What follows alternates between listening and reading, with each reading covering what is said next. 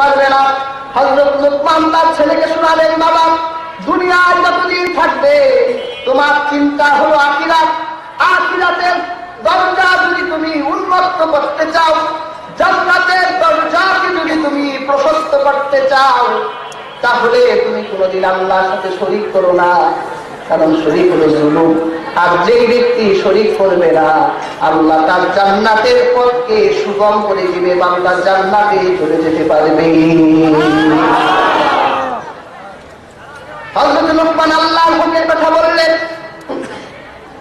আমার আল্লাহ রাব্বুল আলামিন এত খুশি হলেন যে একজন আদর্শ পিতা তার সন্তানকে আল্লাহর হকের কথা শেখালেন। এই জন্য আল্লাহ সে আদর্শবান সন্তানটিকে আদর্শবান করে তোলার জন্য এইবার আল্লাহ ওই সন্তানটিকে বাবা মার হকের কথা বলছেন। আল্লাহ বলছেন, ওয়াসাইনাল ইনসানা বিওয়ালিদাইহি হামালাতুহু উম্মুহু ওয়াহানান আলা ওয়াহানিন ওয়া ফিসালুহু ফি আমাইন। আল্লাহ বলছেন, যে পিতা তোমাকে আমার হকের কথা বলল, এখন আমি আল্লাহ নিজে সেই পিতার হকের কথা তোমাদের বলে দিই। আমি মানুষকে উপদেশ দিলাম তারা যেন তার বাবা মার সাথে ভালো ব্যবহার করে। কে বলেছেন? আল্লাহ রাব্বুল আলামিন বলেছে বাবা মার সাথে ভালো ব্যবহার করার জন্য। বিশেষ করে কার সাথে করবে? হামালাতুহু উম্মুহু ওয়াহানান আলা ওয়াহানিন ওয়া ফিসালুহু ফি আমাইন। তোমার মায়ের সাথে তুমি বিশেষ করে ভালো ব্যবহার করবে, কারণ তোমার মা তোমার জন্য কষ্টের পর কষ্ট স্বীকার করেছে। কি বলেন? মা আমাদের জন্য কষ্টের পর কষ্ট স্বীকার করেছেন কিনা বলেন? যখন আমি মায়ের গর্ভে চলে এলাম, মায়ের কষ্ট শুরু হয়ে গেল, মায়ের পেটটা বড় হতে লাগলো। মায়ের পেটে আল্লাহ তাআলা আমাকে বোঝা বানাই দিলেন। আমাদের কাঁধের মধ্যে যদি কেউ 1 কেজির একটা ইট ঝুলায় দেয়, কয় বছর রাখতে পারবেন? রাখা যাবে? 1 বছর, 6 মাস, 3 মাস, একদিনে রাখা যাবে না, একদিনই রাখা যাবে না, কষ্ট শুরু হয়ে যাবে আমাদের। আর আল্লাহ রাব্বুল আলামিন মায়ের পেটটার মধ্যে আমাকে কতদিন রেখেছে? 10 মাস পর্যন্ত মায়ের পেটে আমরা থাকলাম। মা আমাদের জন্য প্রথম 10টি মাস পর্যন্ত কষ্ট করলেন। যখন মায়ের প্রসব বেদনা হলো, তখন কষ্ট কমলো না বাড়লো?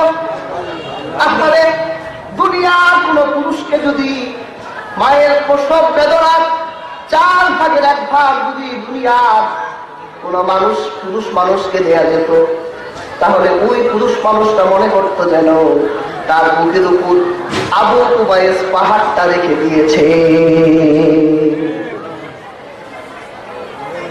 অথচ মায়ের প্রসব বেদনা হলো আমার জন্য, মা কষ্ট স্বীকার করলেন। আমি যখন দুনিয়ায় এলাম, আমার মা আমার সঙ্গে খারাপ আচরণ করে নাই। আমাকে দেখার পরে মা খুশি হয়ে গেল, আমাকে চুমু দিল। এরপরে মায়ের আরেকটা কষ্ট বেড়ে গেল। এই মা আমাকে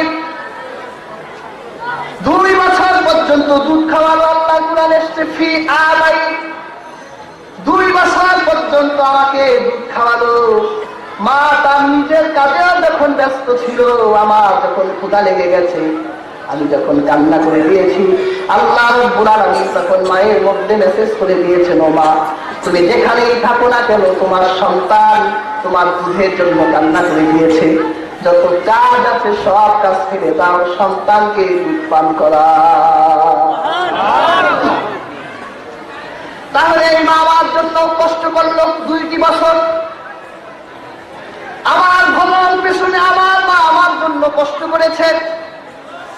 এই জন্য আল্লাহ রাব্বুল আলামিন বলে, ও দুনিয়ার সন্তানেরা, তোমার বাবা মা আমার পরিচয় করাই দিল, আল্লাহর সাথে শরীক করা যাবে না। আমি আল্লাহ বাবা মা হকের সাথে তোকে পরিচয় করাই দিলাম যে এই বাবা মাকে কোনোদিন কষ্ট দিবি না, ভালো আচরণ করবি। বাবা মা তোর জন্য কষ্ট স্বীকার করেছে। আল্লাহ রাব্বুল আলামিন বাবা মার সাথে ভালো ব্যবহার করার জন্য আমাদের জন্য বাবা মাকে নেকের মূর্ত প্রতীক বানাই দিলেন। আল্লাহর হাবিব বলেছেন, যেই সন্তান তার মা জননীর দিকে মহব্বতের দৃষ্টিতে একবার তাকাবে, আমার আল্লাহ রাব্বুল আলামিন ওই সন্তানের আমলনামায় একটা হজের সওয়াব লিখে দিবে। আল্লাহর হাবিবের এক সাহাবী বলল, ইয়া রাসূলুল্লাহ, যদি আমার মায়ের চেহারার দিকে আমি 100 বার তাকাই। আল্লাহর হাবিব বলল, তুমি যদি 100 বার তাকাও, আল্লাহ রাব্বুল আলামিন তোমার আমলনামায় 100 হজের সওয়াব লিখে দিবে।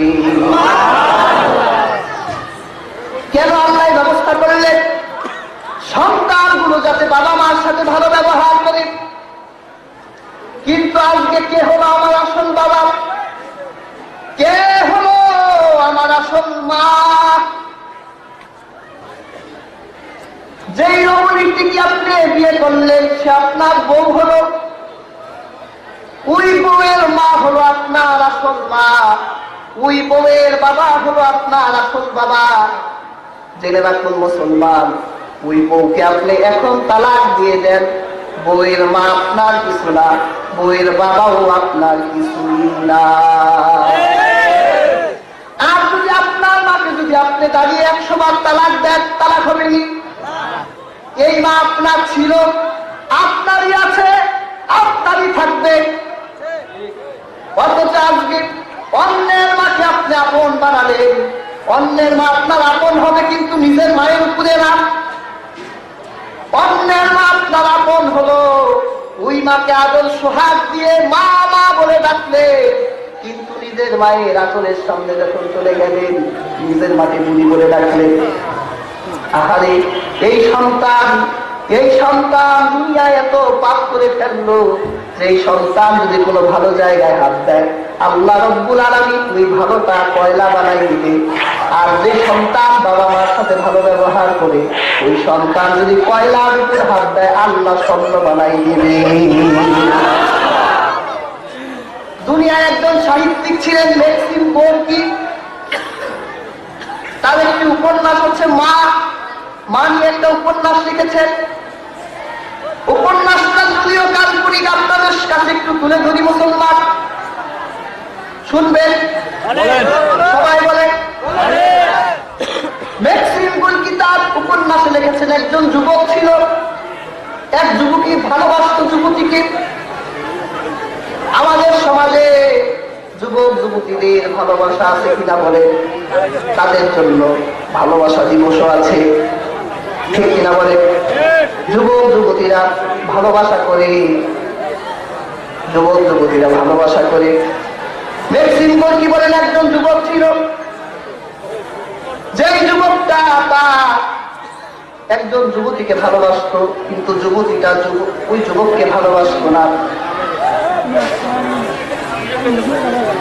যুবতীটা বলল, আচ্ছা ঠিক আছে, আমি তোমাকে ভালোবাসতে পারি, তবে শর্ত হলো তোমার মায়ের কলিজা যদি আমাকে এনে দিতে পারো, তাহলে তুমি আমার, আমি তোমার। যুবকটা প্রেমে এত মত্ত ছিল, তার এত উন্মাদনা হলো, এই মেয়ে সারা দুনিয়ায় কেউ আর কাউকে তিনি চোখে দেখেন না। অবশেষে সিদ্ধান্ত নিল যে না, এই মেয়েটিকে আমার পেতেই হবে, এই মেয়েটিকে আমার লাগবেই লাগবে, যদি আমার মায়ের কলিজা এনে দিতে হয় তবে দেব। রজনী যখন গভীর হয়ে গেল, সন্তানটা একটা ছুরি হাতে নিল, মায়ের ঘরের দিকে রওনা হলো। মায়ের ঘরের দরজার সামনে গিয়ে দরজাটা খুলে ফেলল। খুলে দেখছেন তার বৃদ্ধ মা বিছানার উপর ঘুমাচ্ছে। মাকে জাগিয়ে তুললেন, ডাক দিয়ে বললেন, আমার জনম দুঃখিনী মা, ছোট্টবেলায় আপনার আঁচলের নিচে আমি বড় হয়েছি, আপনারা তো আমার জন্য নিরাপদ জায়গা ছিল, কিন্তু মা এখন আপনি বৃদ্ধ হয়ে গেছে, দুনিয়ায় এখন চলার জন্য আপনার কোনো শক্তি সামর্থ্য নাই। কিন্তু আমি একজন যুবতী মেয়েকে ভালোবাসি। যুবতী মেয়েটা আমাকে বলেছে, তুমি যদি আমাকে পেতে চাও তাহলে তোমার মায়ের কলিজা আমাকে এনে দিতে হবে। ও মা,